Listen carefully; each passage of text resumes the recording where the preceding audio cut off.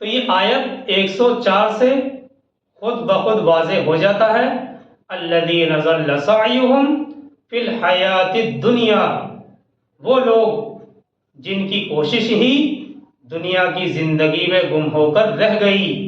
یہ آیت 104 کے الفاظ ہیں الذین ضل سعیہم فی الحیات الدنیا، وہ لوگ جن کی کوشش ہی دنیا کی زندگی میں گم ہو کر رہ گئی، یعنی ایسے لوگ جنہیں آخرت مطلوب ہی نہیں، ان کے سارے سوچ و وچار صرف دنیا کمانے کے لیے ہی ہیں، آخرت کے لیے انہوں نے نہ تو کبھی کوئی منصوبہ بنایا اور نہ ہی کوئی محنت اور کوشش کی، اگر کوشش کی بھی تو صرف برائے نام مسلمانی کا بھرم رکھنے کے لیے کوئی نیک کام کر لیا اور بس۔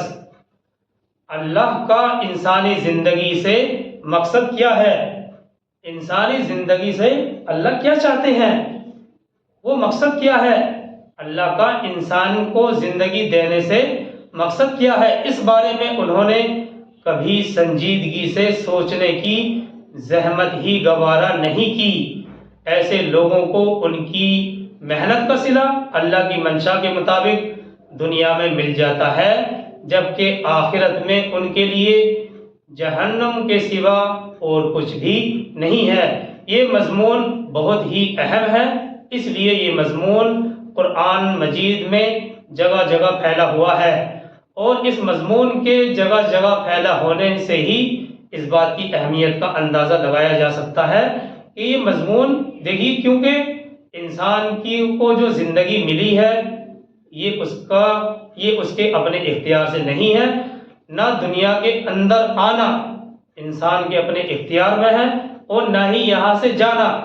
تو زندگی جو دی ہے اللہ نے، اس کا بڑا مقصد کیا ہے؟ وہ یہی تو ہے ایسے لوگوں کا جو آخرت کی تیاری کے لیے تو ہم آئے ہیں۔ اب ایسے لوگوں کو ان کی محنت کا صلہ جو آخرت کی طرف بالکل خیال ہی نہیں کرتے ہیں، اللہ کی منشا کے مطابق دنیا میں کچھ مل جاتا ہے، جبکہ آخرت میں ان کے لیے جہنم کے سوا اور کچھ نہیں۔ بہرحال یہ مضمون بہت اہم ہے، اس لیے یہ مضمون قرآن مجید میں جگہ جگہ پھیلا ہوا ہے۔ سورہ بنی اسرائیل میں بھی ہم یہ مضمون پڑھ چکے ہیں۔ سورہ بنی اسرائیل کی آیت 18 اور 19 میں ہم پڑھ چکے ہیں، صرف ترجمہ کر رہے ہیں ورنہ بات لمبی ہو جائے گی۔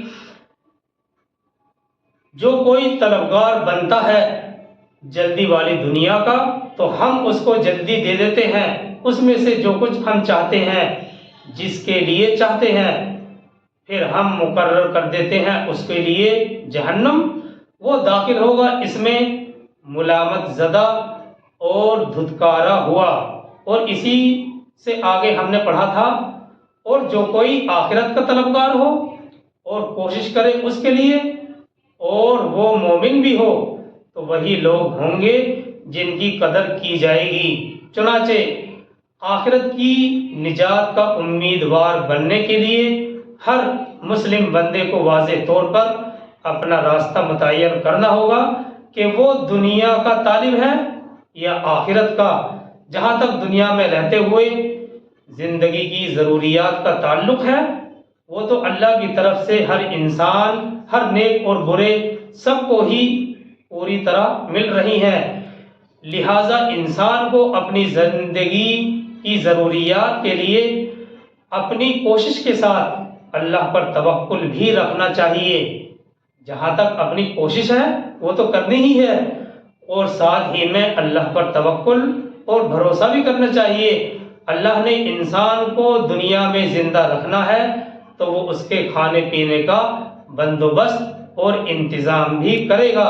سورہ طلاق میں ہم پڑھیں گے کہ جب کسی کی زندگی کے اندر تقوی داخل ہو جاتا ہے وَيَرْزُقْهُ مِنْ حَيْثُ لَا يَحْتَسِبُ، وہ اللہ اس کو وہاں سے رزق دے گا جہاں سے اسے گمان بھی نہیں ہوگا۔ چنانچہ بہرحال ایک مومن بندے کو چاہیے کہ وہ دنیاوی فکر کے ساتھ ساتھ آخرت کو بھی اپنا مقصد بنائے اور ان لوگوں کے راستے پر نہ چلے جنہوں نے سراسر گھاٹے کا سودا کیا ہے اور جن کی ساری محنت دنیا ہی میں گم ہو کر رہ گئی ہے۔ آگے اسی آیت 104 میں ہے وَهُمْ يَحْسَبُونَ أَنَّهُمْ يُحْسِنُونَ صُنْعًا، وہ سمجھتے ہیں کہ وہ بہت اچھا کام کر رہے ہیں۔ دیکھیے بات پوری طرح سے واضح ہو گئی، وَهُمْ يَحْسَبُونَ أَنَّهُمْ يُحْسِنُونَ صُنْعًا، خود قرآن کے الفاظ ہی آگے، وہ سمجھتے ہیں کہ وہ بہت اچھا کام کر رہے ہیں۔